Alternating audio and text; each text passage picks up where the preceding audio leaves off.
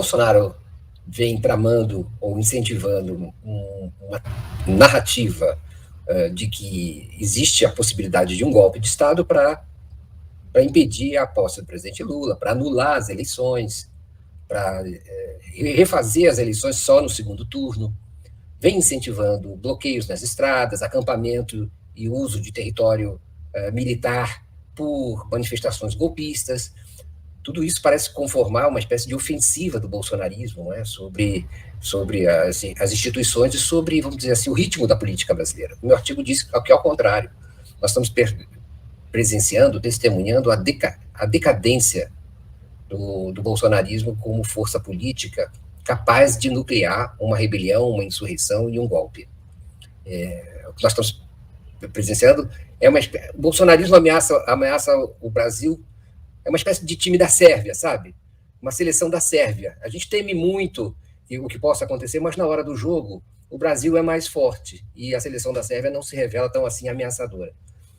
O Bolsonaro faz uma espécie de caminhada para a extrema-direita, ainda mais radical do que aquela que ele manteve durante o seu governo.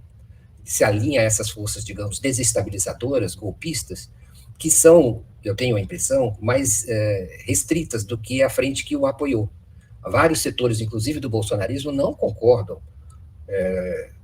Esses eleitores não estão dispostos a questionar a validade do resultado das urnas. Às vezes até podem até ter suspeitas, mas isso não os leva a querer dar um golpe de Estado, impedir a posse do vencedor, questionar o resultado.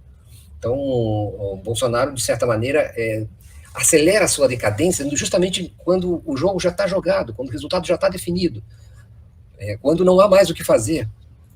E esses dias finais em que ele se ausenta do trabalho, fica vagabundeando no Palácio da Alvorada e se recusa a reconhecer de público a derrota, aceleram esse desgaste de uma maneira que ele não deveria, se fosse sábio politicamente, negligenciar. É muito relevante o que está acontecendo nessas últimas semanas do mandato dele. Eu quero dizer o seguinte, ele perde capital político necessário para que ele possa manter sua representatividade no período que se abre depois que ele sair do poder, em que ele terá que liderar, supostamente, a oposição ao governo petista. E certamente terá também que atrair outros antipetistas, que não são exatamente bolsonaristas, que não comungam exatamente das ideias fascistas, mas que se opõem ao governo, ao petismo, ao governo do Lula e ao governo eleito.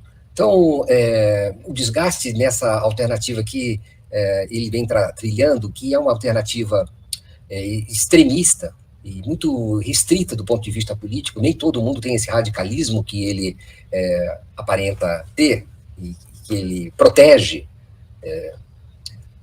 compromete o futuro político do Bolsonaro. Ele quase que também fornece elementos para uma narrativa de que ele é um mau perdedor, de que ele não respeita as instituições democráticas, não respeita a vontade popular e não joga segundo as 4 linhas da Constituição, como ele alardeia. Isso vai ser cobrado no futuro, e eu creio que já vai ser cobrado agora, logo no período posterior. Ele abre o flanco para que surjam novas alternativas na direita, que não sejam tão radicalizadas. Isso se soma ao fato de que ele fracassou na manutenção do poder. A extrema-direita perdeu o poder e perdeu o aparelho de Estado e o aparelho de governo, que eram fundamentais para legitimar sua atuação política. Perderam, estão fora e agora terão que se adaptar a um estilo de política fora do governo, que é novo para eles nessa dimensão. Será que o bolsonarismo resiste a trabalhar de forma lenta, gradual, na organização de uma vertente política que seja aglutinadora e que tenha sucesso? O Bolsonaro já não conseguiu formar um partido. Fica uma questão a respeito do futuro da sua participação na política brasileira como alguém que possa, digamos assim, polarizar e ser representante do conservadorismo, ou, se você quiser, do fascismo que ele defendeu ao longo do seu mandato. Eu tenho a impressão que se aproxima, vamos dizer, por esse desgaste, se aproxima ainda um agravamento da derrota. Ele aprofunda a sua derrota nesses últimos dias. É um comportamento, Gisele, desesperado, é uma resistência a reconhecer que fracassou, a fazer o luto por essa derrota, a sentir a tristeza e a tentar aprender com os erros que cometeu. Não há qualquer manifestação nesse sentido. Ele até, de certa maneira, aqui repete as práticas políticas do Donald Trump nos Estados Unidos, que foram agora duramente punidas e derrotadas nas eleições de meio de mandato recentemente ocorridas, quando o trumpismo sofreu uma séria derrota, e essa derrota tem a ver com a maneira como ele é visto hoje em dia pelo eleitor americano, por parcelas importantes do eleitor americano, que, apesar dos fracassos do Joe Biden, optou por derrotar o adversário do Biden, que é o Donald Trump, vendo nele um perigo maior. É o mesmo que vai acontecer no Brasil nas próximas eleições. O anti-bolsonarismo, se ele ainda resistir a isso, será visto como uma facção extremista, próxima do terrorismo, do golpismo e antidemocrática.